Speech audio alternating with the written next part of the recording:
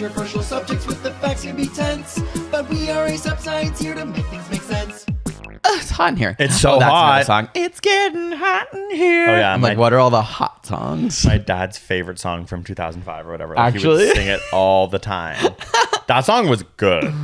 It's getting hot in here, so take off. I was not all like your clothes. into music then, so I feel like I didn't appreciate it. Isn't that such a weird thing? There was like a time in my life when I just like didn't really listen to music. I know, because you were a still don't. musician. Yeah, I would listen to music, but I was not that engaged with like pop culture at that time. Yeah. Pre you. You like entered me into the pop. Like I didn't watch music videos. I just didn't really engage with like music. I would obviously hear it all the time, but anyway. No, you're interesting still, little fact about me. Still like that.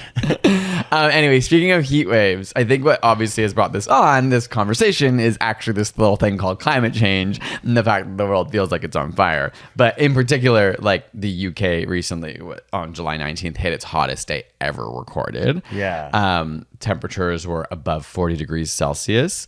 I think it's interesting and worth talking about how some people were like from countries or places even like here where it's like we've had hotter weather, but so much of the UK is not built or designed for this type of Or like weather. that tweet that was like, UK, you're fine. Your ancestors colonized countries in this heat. Yeah, like you were able to colonize, but being like none of their homes are designed for this. Their stores, Yeah. like they don't have as much like AC, so like it is more dangerous for people. And it is there than here. important for these Western countries like ourselves to feel the impacts of climate change. And I think it's a true. bit of that. Like the Western news source is going to be focusing on the specific countries, including Europe. So the issues that Europe is going to face from climate change are going to be a lot different than other parts of the world where we're not getting media input.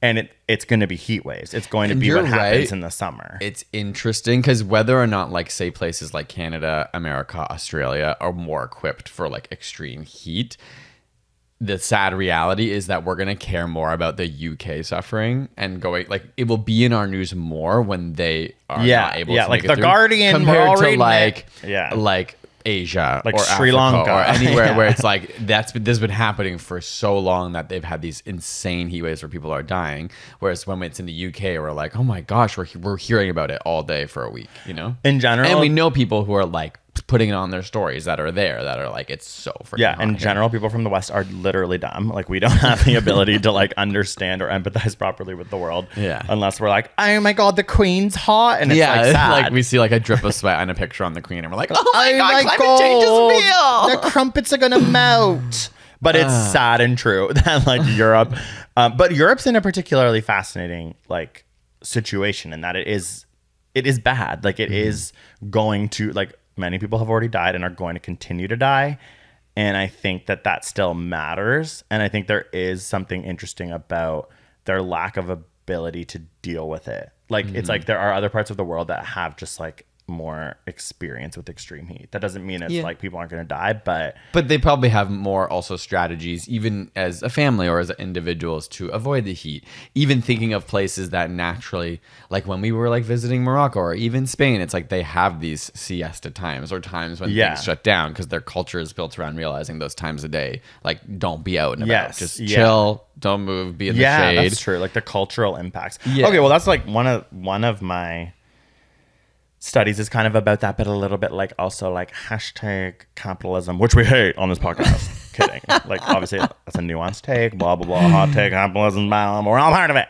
But in Europe, so there were extreme temperatures in 2003, 2010, 2015, 2018. So actually, maybe I'll go back to one thing before this, which is that excessive prolonged heat is called a heat wave. Like there's different ways that scientists define it. A lot of it is about the length of time that a temperature stays a certain height. Like versus just hitting it for like one day, a few hours or something. So they can sort of be defined like in intensity. So that could maybe be like the one day in London that it goes to 45, but then the next day it's like more back down to more quote unquote normal. Sometimes that's like will make the news, but they won't call it a heat wave. So like a heat wave, usually it's when the temperatures are high enough for long enough that it affects and like causes death. There's issues with agriculture, wildfire frequency and workplace productivity and public infrastructure stops working. Like they have sort of like, But is that, I guess what kind of confused me about that is, like, obviously sometimes we're warned ahead of time that a heat wave is coming. So obviously there's like a way to look at it retroactively, but also a way to anticipate whether we're expecting, like maybe the anticipation is just about how hot it's going to be. Know that today it's going to be really hot outside. Don't leave your dog outside. Don't stay outside or stay in the car for too long without like the air on. Yeah. But then maybe there's this like way to historically classify this was a heat wave because for a week it was this hot, well, this no, many people died. what I'm more saying is like you will find different definitions of heat waves depending on like which the kind of field of study, article, country you're reading about, but they all have to reach a specific sort of benchmark about like length of time and impact that it has on the place, which might actually be interesting for some place like Europe, which might have like way more negative impacts due to the infrastructure of their city, as opposed to another city that's more set up for heat, is like kind of what I was like picking up. And I was like, that's interesting. Yeah, like, it is. A heat wave. It's not like a one-term definition. Yeah. Different studies or different governments probably use that metric differently. Yeah. And so like this study, for yeah, because I example, guess if you're like in a country that's way hotter on average, you're not going to call it a heat wave. Exactly. Like it's like that would be a heat wave for sure if it Like was like India's in Toronto a heat wave. in like October. Like it'd be like, that's a heat wave. Yeah, exactly. Right. So this study found that from the 1950s, when they started to have reliable data that heat waves Okay, your own character. increased in intensity and amount everywhere on Earth. Say one more time for me. Sorry. Like since the 1950s is when they can start to Like analyze analyze properly that heat waves have increased in length and intensity everywhere on Earth. Nowhere on Earth has anything ever gotten like colder. And then most of these heat waves have had this drastic spike when you look on the graph since the year 2000. So it's like climate change is causing these heat waves, and they think that obviously increase in hurricanes, increase in all these extreme weather events are caused by climate change, but heat waves are some of the easiest ones to directly link to climate change for the sort of argument that sadly some people still need to hear, that this is caused by CO2 emissions and global warming. So it's really crazy that there's this argument still happening. You know, like the other day I was on Twitter and saw like the whole side of Twitter that literally denies that this is real.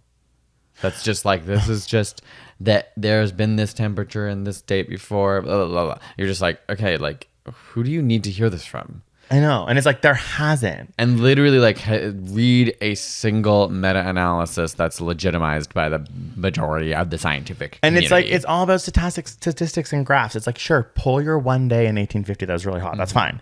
But like, look at the graphs of every single year. That's the hard part. But I do think there's a part of people not like, of course people don't want to think this. Well, it's unfortunate that it honestly has become so politicized in a place like America, especially, that it becomes that like identity for some people, that they think the other side is lying or over exaggerating. And then when you live in your own bubble, it's hard. Like, of course, there's probably things that we think and read about that are part of our bubble and part of our identity. But this is one where I'm like, no, but this is like, we've known for so long, and it's getting worse. And like, even anecdotally on my own personal experience, like I can see the change in my own short life. Well, maybe not such short life anymore. It's been a long time. I'm pretty old. No, but I'm like, I don't remember everything on fire when I was 15. Yeah, like every summer being like, I guess we can't breathe today. Yeah, and also like last summer. Last summer was wild. That's so true, because they're gonna come. They're gonna come in Canada. I also like the wildfires thing is like so real to me as someone who's not that old, right? Like imagine you were even 50 or 60, you'd be like, there weren't like this concept of every summer LA is on fire. Like every summer our winter Australia is on fire. And I kind of think like when everyone's thinking about Europe and going to Europe, like I have been like, I'm not going to Europe in July and August. Like I've actually thought about that in the last few years, because I'm like, all I've ever heard for the last probably 6 or 7 years is that people just like die, and there's like no air conditioning, and people, you mean like tourists and stuff, or just people in general? No, sorry, it's like it happened in Montreal. It's It's like so hot. So many like people with comorbidities and older people die. But my point is like that doesn't mean that like my vacation, quote unquote, in Italy isn't going to be like relentlessly hot. Right. That it's kind of interesting, because I think of going to Europe and I take July and August out of my head, because I'm like that's going to be so hell. hot if you're just having to walk outside all day in the heat. Yeah, and they don't have like in, for example, Similar, Toronto, this gorgeous lake nearby where you can like escape it. There's lots of like I know they're not set up to deal with it. So like you might even go to like some nice hotel and they'd be like, well, we don't have air conditioning or whatever. And it's like that is a thought I never had when I was younger. It wasn't like I would just go to Europe anytime in the summer and not think about that. But now I'm like, Portugal's on fire. Like I didn't even know Portugal could be on fire. Yeah, I mean, well, I think everything can technically be on fire. I know, and I just like I don't know. That's what we all need to learn, is that most things are flammable if it get hot enough. Yeah, especially dry forests of non-biodiverse forests like in Portugal. Yeah, I guess even last year here in the U.S. and Canada, 1,500 people died in the heat wave. Like there was like a big Oh my god, the one in BC. Yeah. And it was a massive die-off of sea creatures off the coast, as well as horrific wildfires. And it's just like it happens last year, it comes, it goes, and then you're just like, okay, and now here we're back this year, and it's like, because humans like don't have the capacity or something. It's like too long term, or I don't know. Like, are we capable of actually realizing? Obviously we are. Obviously there's so many research studies and scientists who are like, we can conglomerate 100 years of data, or even like thousands of years of rough data, and see like these different trends. Well, it's part of the argument, like why I'm like staring at our bookshelf of all of the like the world's ending scary climate change books that like I've read, and it's like, okay, like we need a different approach, and like we're not like right now we maybe need to get into like start talking about things we can do, because I think it is like I think it's bad to focus on the like small group of people who are still trying to deny this. Yeah. It's almost like, okay, it's happening. At least in Canada, I've seen like the vast majority of people support climate action and like understand what's so close to happening. America Of course, it gets tough when people are like, well, what is the right way to be responsible about this? How do we put taxes on things? How do we change the way our country functions? Like those are really hard questions when like we're trying to make sure that people are still like not being left behind, because who's going to who has to suffer the most for this change? How do we make sure it's the people who can take on that financial burden, and not the people who are like already suffering to go week to week for food, right? But it is like, it just feels like, at least, the positive side, I think the majority of people are awake to this and want to see something done, but don't know what should be done. And it's almost impossible for most average people to like change their lives. So one thing I was thinking about, like, with like quote unquote the other side, was this study that, to go back to what I was saying, was like they looked at 2003, 2010, 2015, and 2018 in Europe, because that's when there was the most extreme amount of heat waves. Again, going back, it doesn't mean those other years it wasn't super hot, but like the longest period of these high temperatures that stayed for long enough that like infrastructure suffered and people died. And they found that the GDP in Europe fell in those years by 0.3 to 0.5%. And they think it's from the inability of people to unable to work. Oh, like physical exhaustion? So they're like biophysical and cognitive impacts of the heat. The physiological strain on workers, so people who worked outside, like infrastructure couldn't be built in the same way. The number of hours of people working, decision making goes down, and essentially people just like realize in that day they just have to survive, not work. I'm like, that's an interesting one for some of the like capitalists out there. It's like, and then they predicted that by 2060 it could fall, like Europe could have serious like GDP issues just because of heat problems alone. So it's like that, sometimes I'm like, that's an argument that I haven't like always thought about when I think about the like people who are obsessed with money and work and like think the Green New Deal is like gonna, I don't know. It's just make like people one lose of money those. or something. Yeah, it's like sucks to have to be like, well, capitalism causes problem, but we like in this scenario are trying to use capitalism to get out of it. Yeah. At least be like you're gonna. But I do feel like we've been saying like the thing that makes me cynical is like we say this about education and healthcare, and we're like, when you put money in, you get more out. Actually, like if you do things preventatively, you get more out.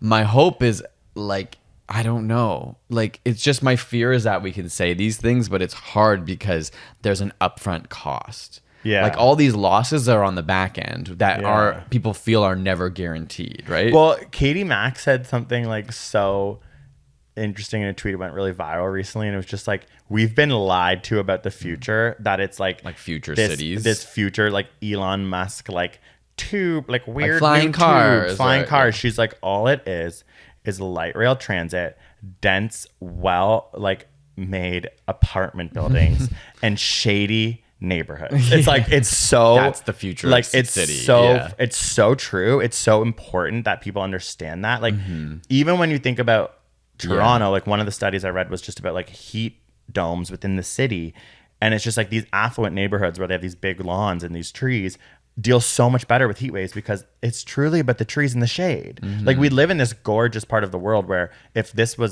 if all of these buildings were gone, it would be overrun with trees and water, and it'd be a really great place to be in a heat wave. Bringing more of that back, like parks, like truly trees on your street are literally provide huge, shade. Yeah. like helpful things Cool for a the heat whole wave. city down. Yeah. And it's simple, and it's like no one's gonna argue if you just And plant. beautiful. And there's like how many studies do we need to talk about that show when you're near nature, you're like happier. Your health outcomes are so much higher. Your like rates of anxiety and depression are lower. Like just by being able to see nature. And no, what's super sad is that they like Toronto messed up the water line, they said, because by building all those condos like to try and get the lake view, it just blocks all the cool air that would have completely like cooled come the into city. the city. So they're like, there's these design flaws that we like, not to fault necessarily designers, because people didn't think about heat waves when they were building them like 20 years ago. Yeah. But now it's like we need to rethink everything because it's only going to get hotter. Even in a place like Toronto where we're so lucky and it's like frozen half the year, there are we like, get really things. extreme heat here. Like it is so funny when I talk to Americans, like the amount of times they lean into jokes that are like, in Canada must be freezing, and I'm like, actually it's hotter right so now. hot. Like when we were in LA, it was like it is just as hot in Canada. Like, but people from LA will be like, oh my god, you must be excited to go back to Canada where it's an igloo, and you're like, no, it's actually hotter at home right it's now. so funny how often you have to have like the talking to Americans like Rick Mercer thing happens when like, you're they're like, oh, you probably want to get out of this heat when you get home. I'm like, no, it's called humid. Like I'm always like, you heard in New York, and they're like, yeah, New York summer. I'm like, it's that. it's like so weird. I'm like, it's literally 40 degrees right beside but wet. New York. Your sweat can't evaporate. Yeah. And I'm like, New York, like picture that city, same concept, just a little bit colder and maybe even a little bit hotter. That is one thing that it is like, I don't think that like well, I don't know enough like Europeans to know, but I just feel like it's mostly an American experience I have. Like a lot of Americans don't really know a lot about outside of their country. And they maybe hear more about Canada like being like, oh, the snowstorm and like in the winter Winnipeg it's or crazy. something. And there are parts of Canada that remain relatively cool. Like if you're like in the Arctic, obviously it's not getting like hot. Well, like it's kind of hot right now. It still is. That's but why it's scary. It's not like Toronto and Southern Ontario gets like very hot in the summer. Okay, no, it's super scary. Like all the scientists are focused on the Arctic right now. Then this is so doomsday, and I'm like, we need to figure out solutions.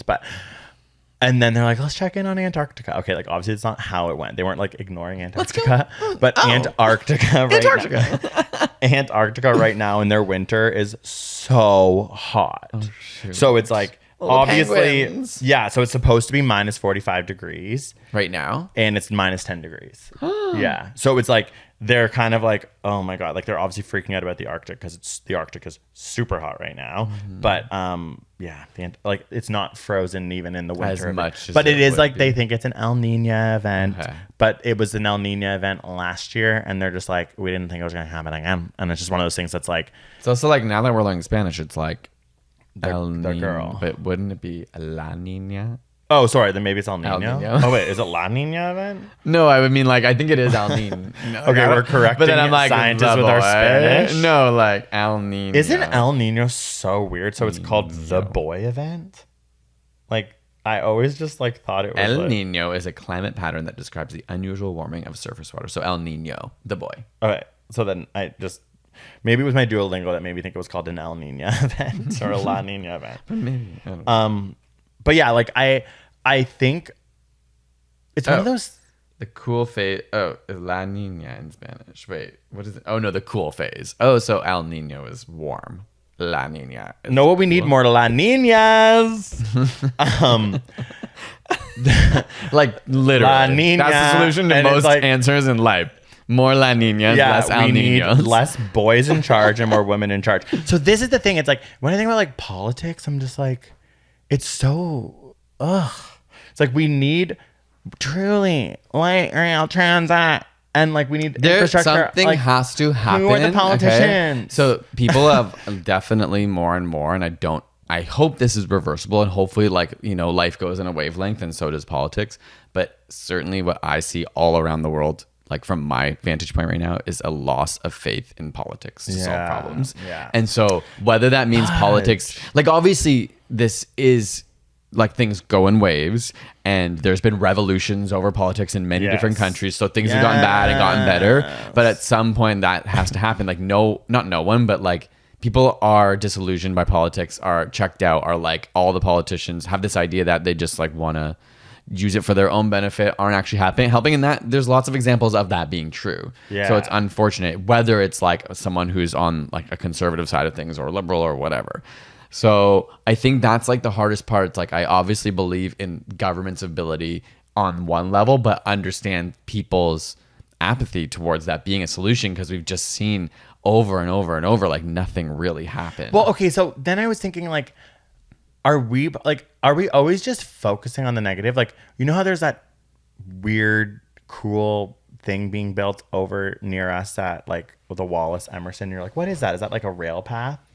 Sorry, what? The rail path, like the rail path that you keep talking about, that's like being built. And it Oh yeah, I looks like- just learned about that today. What that is? Yeah, so I'm like, there you go. Like, clearly the government has spent all this money because they're like, this is a really busy train intersection. So we're building this cool new, like, essentially, like, again, light But rail that transit is to go. So I don't know if it's government. I mean, it's probably No, it is. All those government things are funded by the Yeah. government. Like the To like, help with yes. transit between. Are you kidding? The Up Yeah, Express is but so again, cheap. that is It's not like making money. Probably buying necessity that they're like our cities at. Like Toronto's kind No, of but fucked stop. when it But comes like, to- this is the thing. Like, maybe those governments are like, we are investing in light rail Yeah. transit. We need to remember takes a that long that's time. really Yeah. cool. Like, Yeah. instead of being like, oh, it's out of necessity, which I know what you mean. It's like, there at least is this amazing train being built really close to our house in order to get people More people in around and Southern out. Ontario more efficiently while also moving goods around on trains. It's like, Yeah. that is good to yeah, see. of course, Like, yeah, that's true. and someone had to